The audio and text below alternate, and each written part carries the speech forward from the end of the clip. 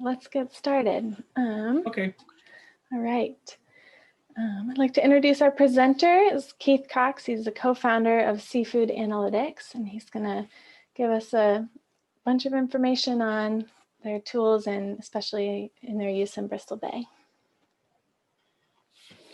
Hello, I'm Keith Cox. I've met a bunch of you folks before. I wish I was at Fish Expo,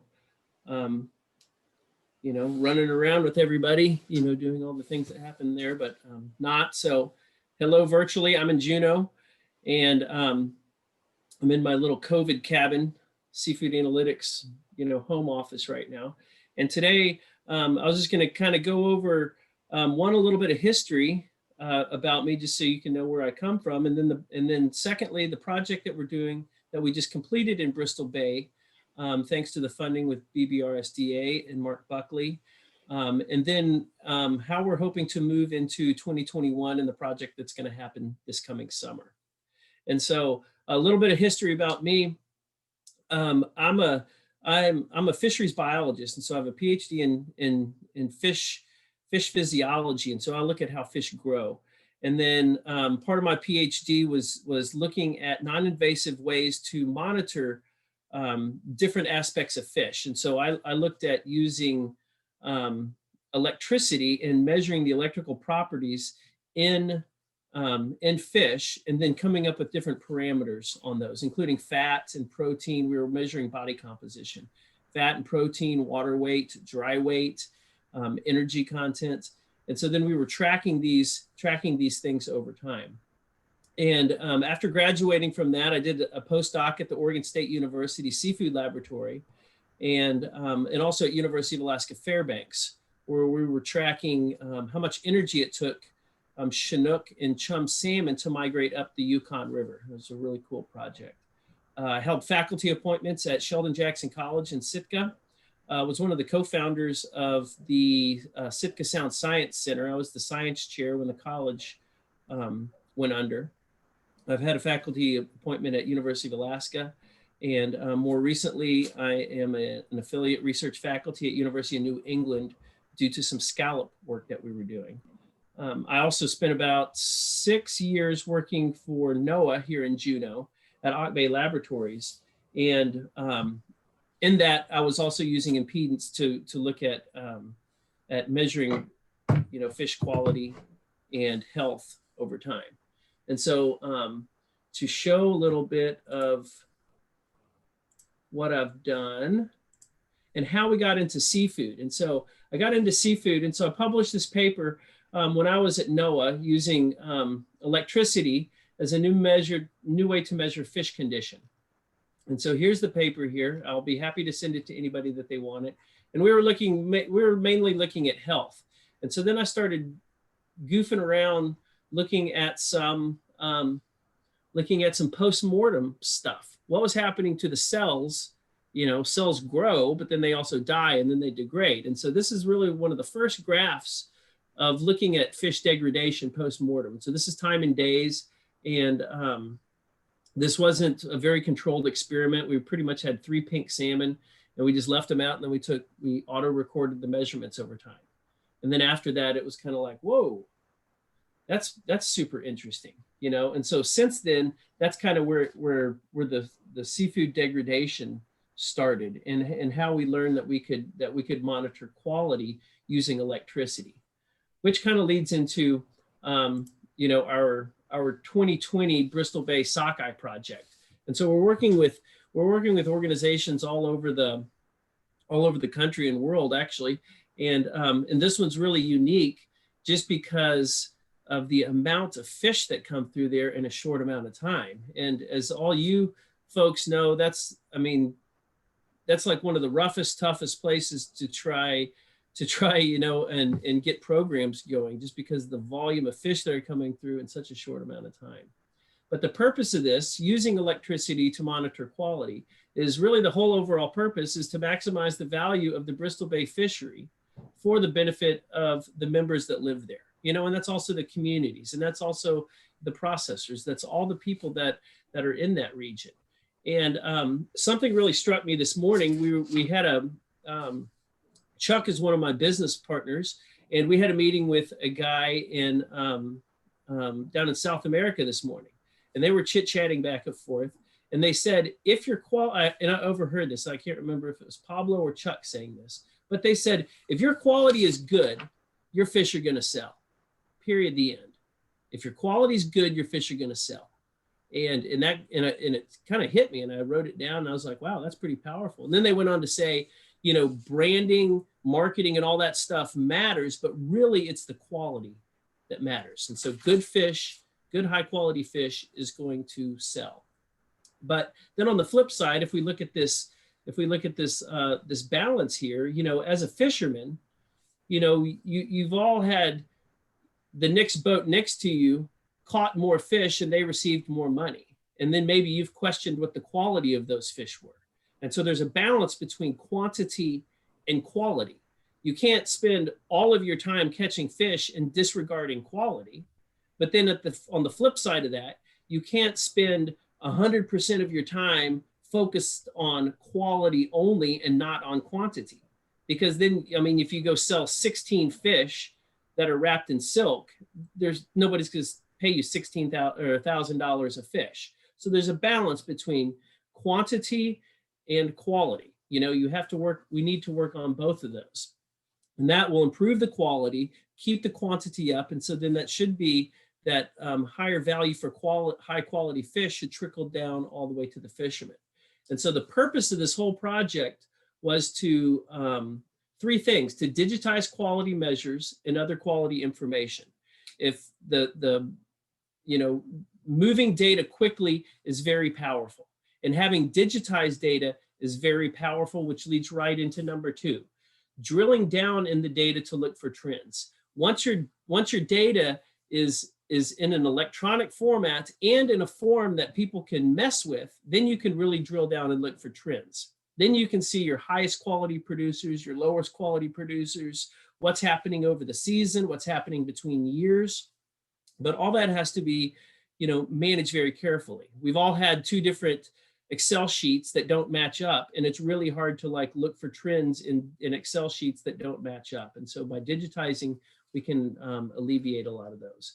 And then once we do that, what we want to do in 2021 is then identify best handling practices that affect quality the most. And that's also kind of an efficiency thing. Where can we, maximize our efficiencies, to produce the highest quality fish and catch the most fish. And so that's what the whole overall project is. And so the way this happened, here's a unit right here, up in this picture right here, and it's measuring a fish. And here's one on the, that's looks like it's on a seafood line or something somewhere in Bristol Bay. But this is our unit. I'll show you the unit right here too. Now we have a waterproof unit. This is what was out in 2020 in Bristol Bay. We also have small ones that we can measure scallops or shrimp or different things. And then we have one right here that is non-waterproof, but this was the waterproof one. The device was used by Bart Buckley and Digital Observers, and they're the ones that executed on this project. And so thanks to all those guys and those wonderful QA/QC people. Mark trained them super well in spite of COVID and all the nightmares that were going on. We got all the units in their hands, and we did a video training session. Everybody got it, and it worked really well. And so the waterproof unit and the non-waterproof unit have these 4 compression electrodes. And so simply by touching the fish with those compression electrodes, it makes the current go through the fish. And so once we get the current going through the fish, which takes, a fraction of a second, now we know the electrical properties. And once we know the electrical properties, we can plug those into an algorithm and calculate degradation. And then through that, if we know the boat name and the tender name, and digitize that data, and this is already digitized data, and then we blend the two, then we really have a powerful tool that will allow us to, to look at data in a way that we've never been able to in the past. And so if we look at, this is the dashboard. And so what happens is people measure these fish, And then they plug this device into a computer. Then the data is pushed up into the cloud, and then it's pulled into this dashboard. And then the data is automatically updated. And so in Bristol Bay, just with this project, we measured almost 7,000 fish on 216 boats and on 5 tenders. And Mark also told me that really the measurements were about 1/3 of what they could have taken just because of the COVID restrictions. Like the QC person had to stay on the same tender. So they had to travel all the way to the processor and back. And so, but we still got a lot of fish. And so if we start to look at the data, here's the quality data over time. And so there was a slight reduction in the quality as we went through the season. You know, all this data, you can also zoom into it, and you can use these buttons right here so you can export those images. If we look at the tenders, and the tenders, we took the names out. And so the company that owns this data has the tender names, obviously, and the boat names. But, and so then we made this generic so we could share it with everybody, or they could share it with their fishing fleet. And so here are the 5 tenders right here. And so it looks like they all pretty much had about the same average, except tender number 200 was a little bit higher. And so somebody might want to know why that one was a little higher than the other ones. If we look at the quality levels on the boat level, here are all of those 200 plus boats ranked from top to low, highest to lowest. The black line is an average, the green line is an upper threshold, and the lower red line is a lower threshold. And these thresholds are based on the data themselves. It's like a quality control process algorithm. And so we rank these boats from highest to lowest, and we go from highest, and then there's our average right there. And then we go down. And so it looks like it's kind of skewed down on this end. And so discussions have been made on how we could utilize this data. What is the onboarding so we can really make use of this to improve quality? A possibility might be to reward those above average, and then work on handling practices and identify what's going on the ones that are lower than this. This dashboard could be sent to each individual fishing boat, for example, and then you could be given your number too. And so if you were boat number 301, you know, you could just go to the link, and then you could type in 301, and you could see where your boat is. And then you could see how you rank.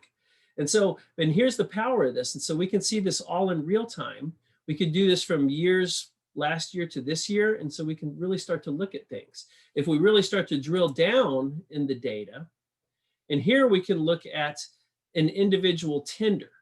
And this is kind of cool. And so we can look at tender 167, and it will automatically populate all these graphs to only the boats that offloaded to 167 or 129. And so then it gives you a fish count, the boat count, tender number 129.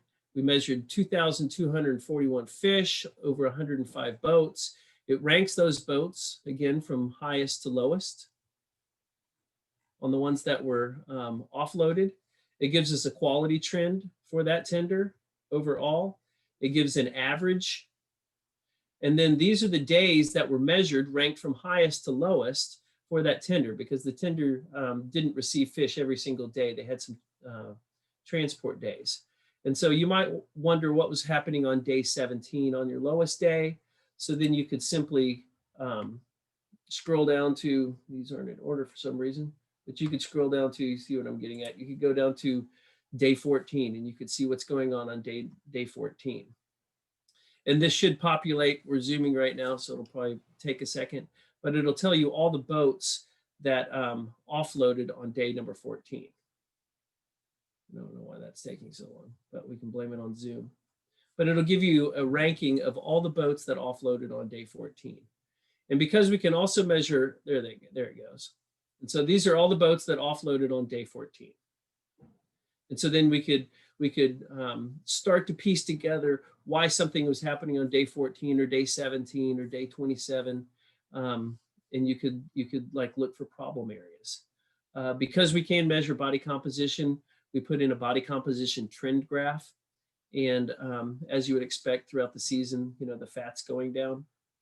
And then you can select individual boats that are subsetted from that day that you picked earlier, and then you could do direct comparisons between them.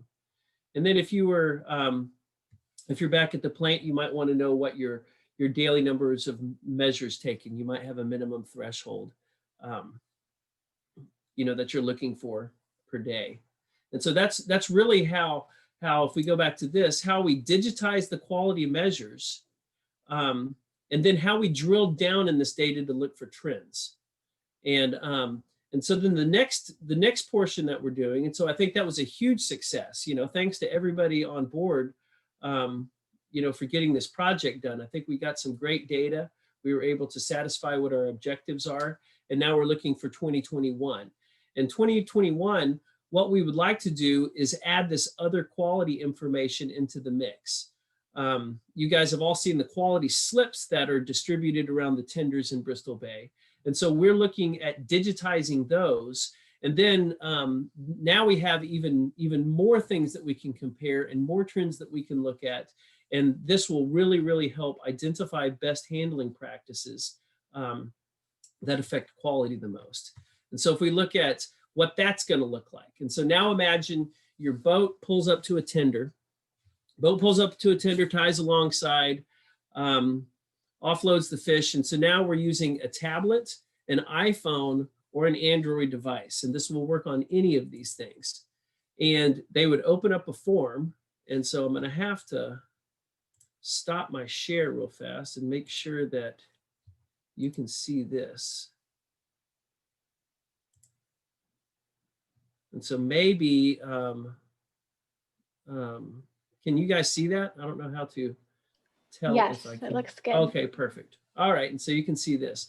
And so someone pulls up, and so you could imagine having a stylus with an iPad or a tablet, and boat pulls up, you hit a start time, you could have inspector name, we can have inspector gadget on there, confirm time on the CQR, which is our device, confirm the serial number, 1, 2, 3, 4 to make sure they're linked up.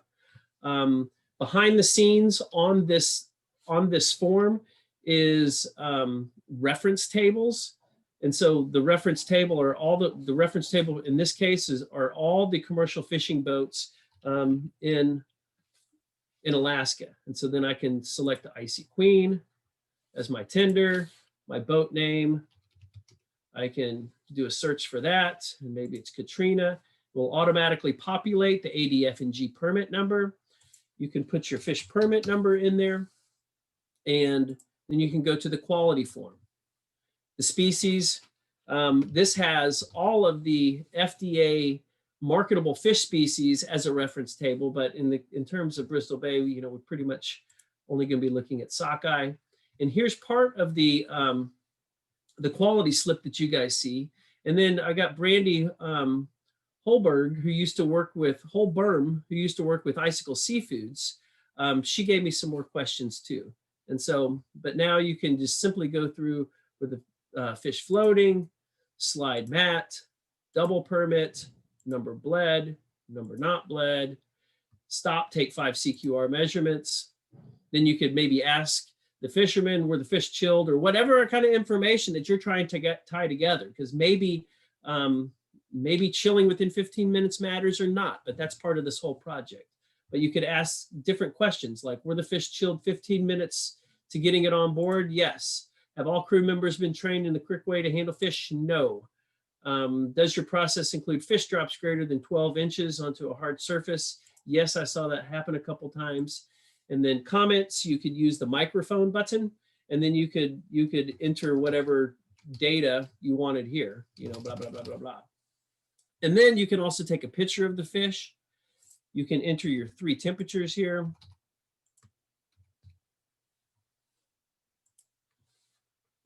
And then you can hit your GPS, and it will take a GPS from your device location.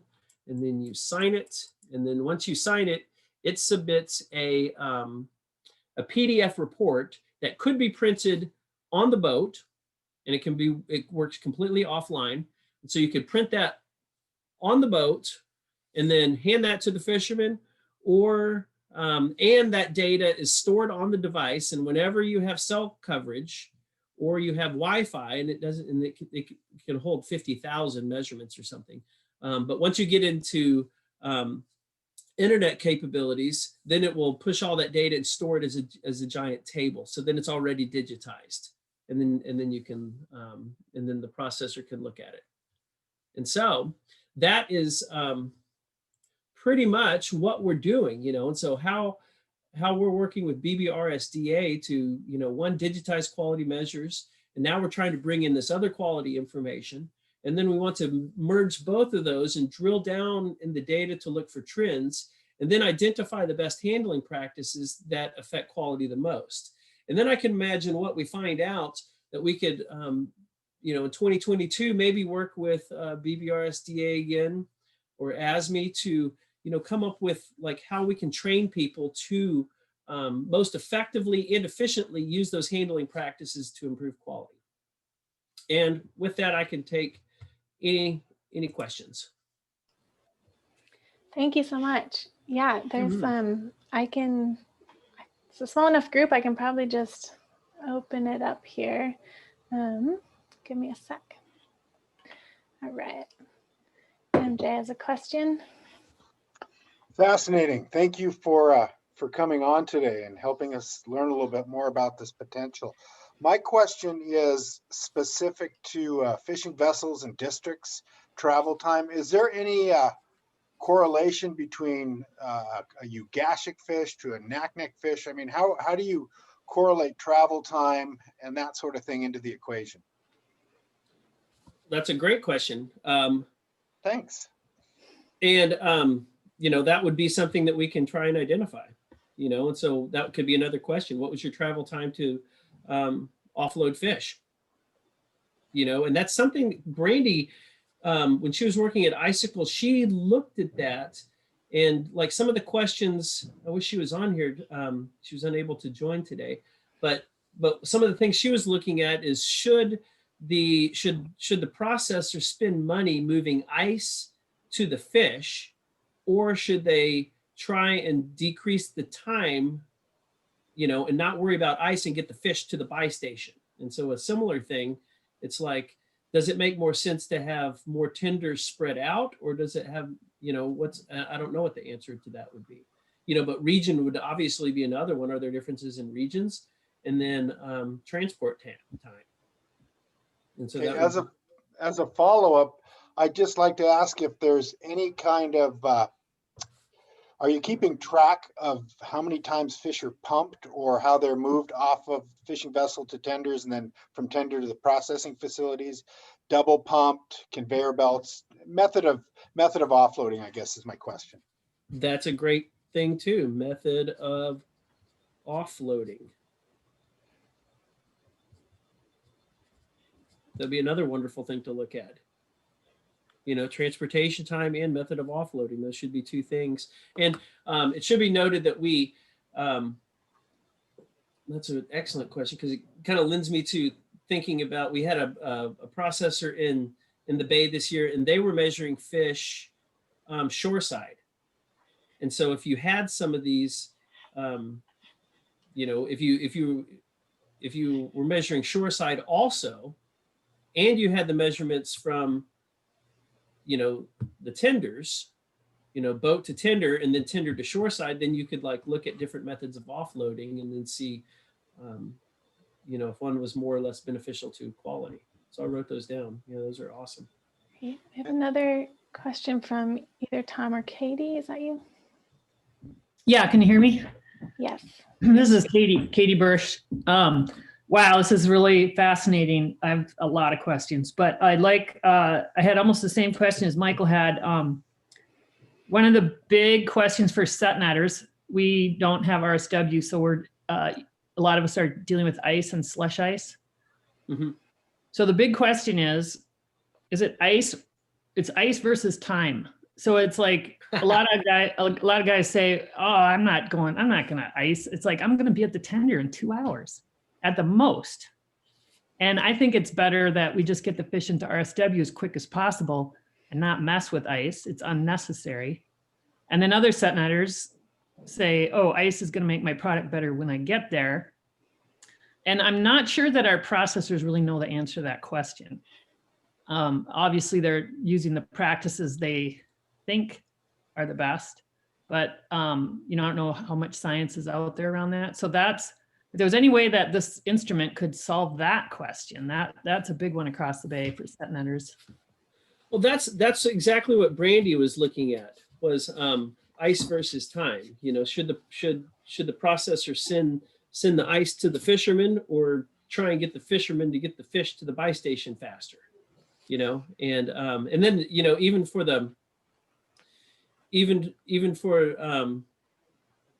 gill netters, they were looking at, you know, the temperature bonuses. And so if you're like right next to a tender, and then you just pulled your last set, you're not going to get your ice bonus if your fish are at ocean temperature.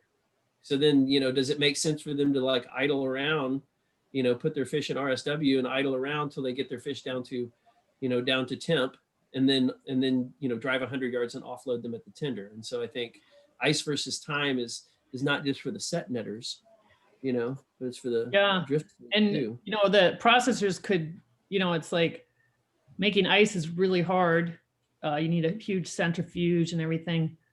And like I say, they probably already have their answer. They wouldn't be investing all this money in ice. But, you know, without ice, you could take that money, if it got proven the other way, and just provide more tenders, so that, you know, every set netter it would be easy for them to deliver in a couple hours or an hour and a half or whatever, and get those fish quickly into RSW. Anyway, very interesting. And then I had a couple questions on what does water soak mean, and what is fat index, just how much fat is in the fish, and does that go down with poor quality, or is that just kind of what you get when the fish returns? That's just what you get when the fish returns. And so I put it in there just to show, you know, some of the possibilities, you know, like if you were, and that season's so short, but in other seasons, it's like with pollock and cod, we do a lot of work with Trident, and they're the ones that came up with the water soak index, because they were interested in how long the pollock had been in RSW. And so then they were like, oh, it would be wonderful if we could look at, you know, water influx into the fish. And so, you know, I think that has to do with, you know, whether they're going to push them into surimi or pollock fillets. You know, it kind of depends on, you know, how much water is in that fish. And then and then, like I said, the fat, that's pretty much seasonal dependent. You know, the beginning of the season, you would expect the fish to be fatter. And then as they get closer to spawning, they're reallocating all those fat reserves, you know, from their body. They don't have to, although they do have more fat on their ventral side, they do have it more dispersed, you know, through their muscle. And then they start moving that fat towards gonad development, you know, and egg development. And so then you see their muscular fat content start to decrease. So I guess what exact parameter in the fish is telling you if it's good quality or not? Because let's say you're not worried about water index, and your fish, if it arrives in the river with the fat it's going to have, then like what exactly is telling you whether the fish is good quality or not? So the quality that we're measuring is, and so we measure the electrical properties of two things. And let's see if this will work. Maybe I can do this. Can you see this now? Yes. Yeah, and so you have a bunch of cells here. So we're measuring the cells. And then as you know, and so then we have those compression electrodes over here. And so then as the electricity goes from one to the other, it's going around all these cells.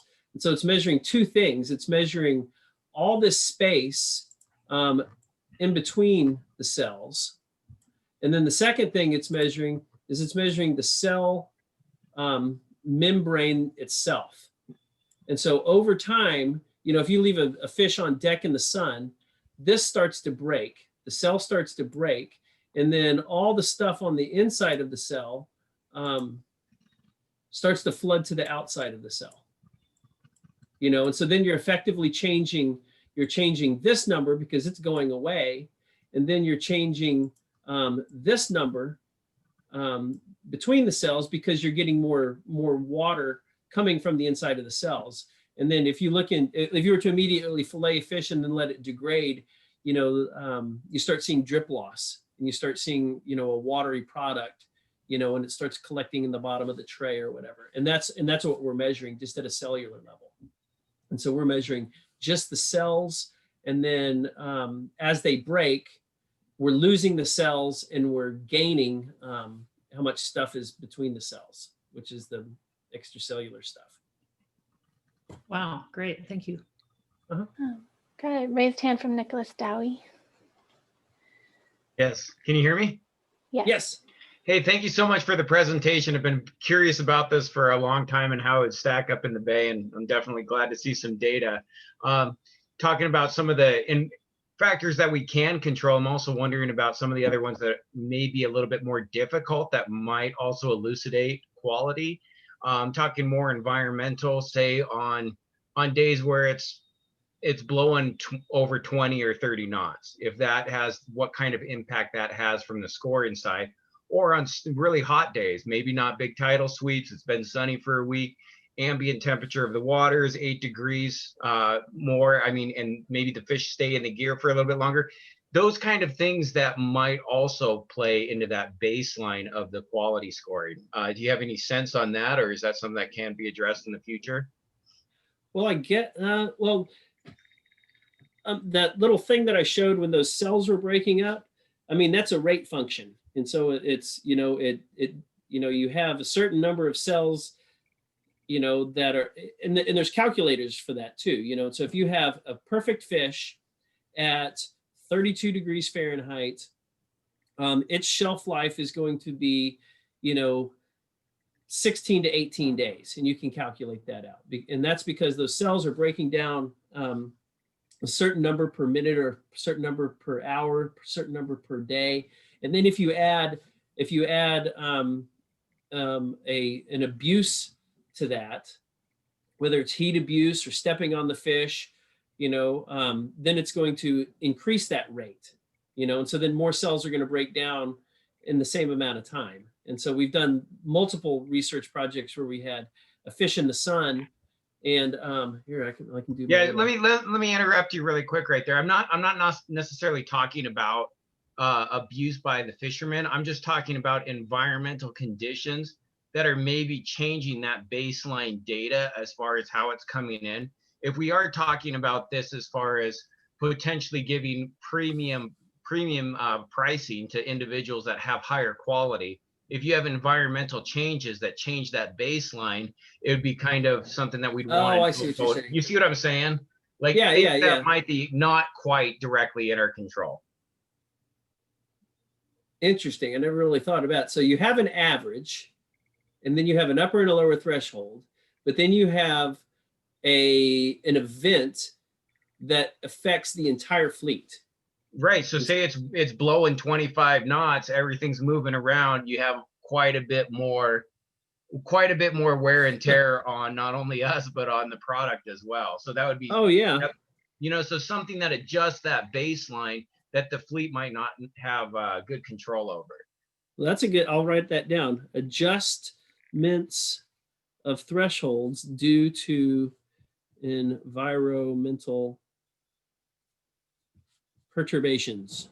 Yeah, and if environmental, say you have your ambient temperature, water temperature 8 degrees more, you're starting at a much higher level before you, and that rate would be higher. So, yeah, exactly.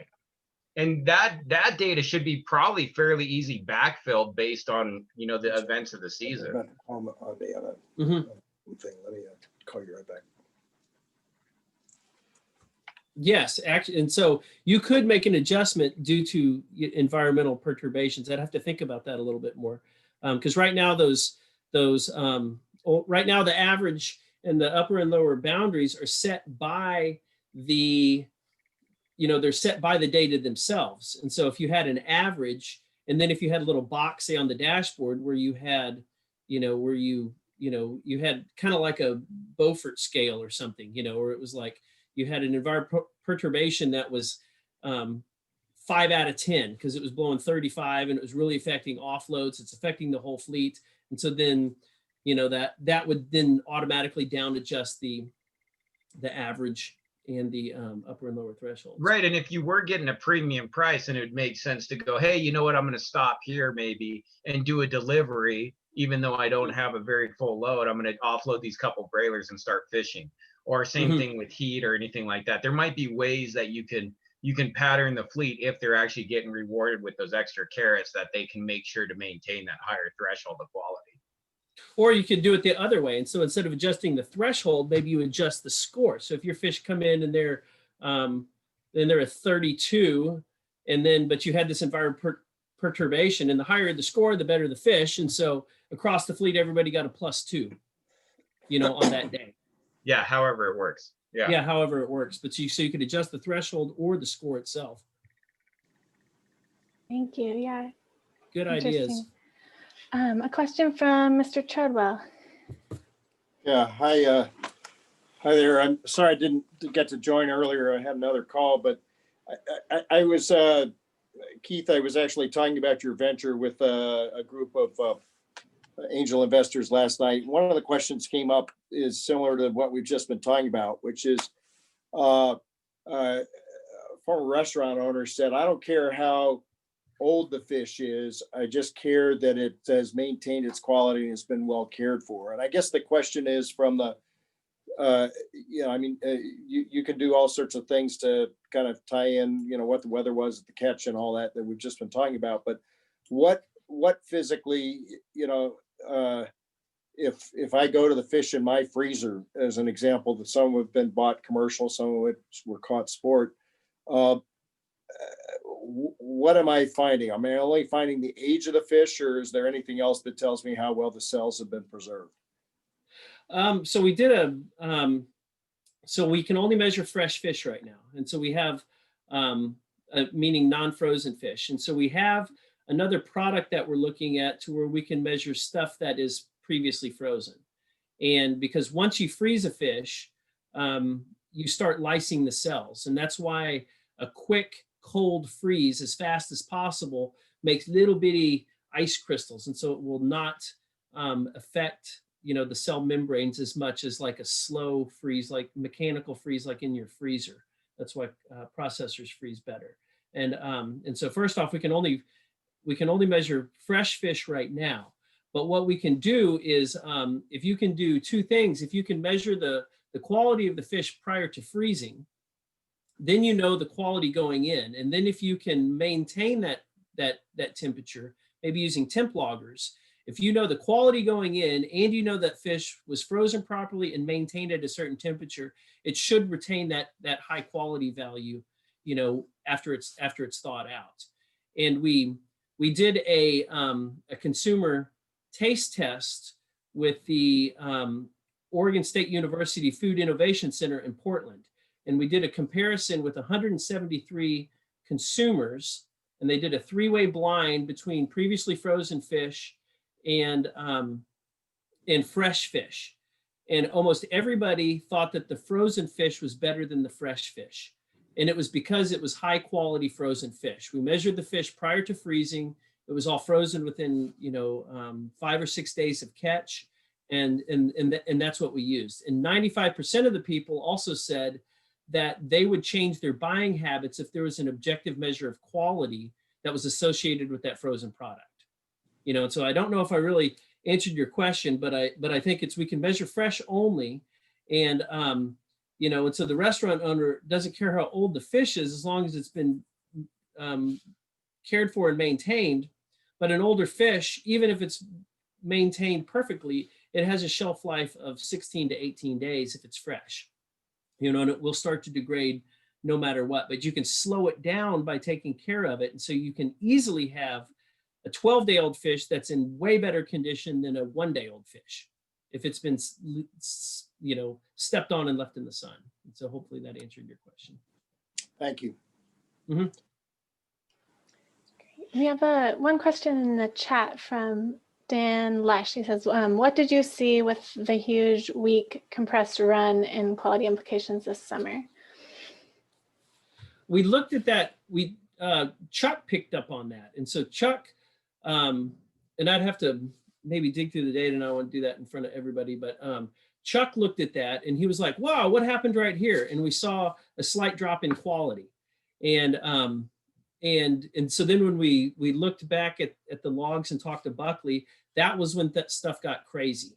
And then you saw, it was pretty remarkable. Then you saw the quality come back up, and it was probably due to everybody, now their feet are wet. We had our first big slug of fish. And so now the efficiency's back there on the tender level and also on the QC level. And so it's not just efficiencies within the fishermen. And so it's like, maybe the QC people were backlogged. But after about 48 hours, you saw the quality come back up, even though that plug of fish was still there.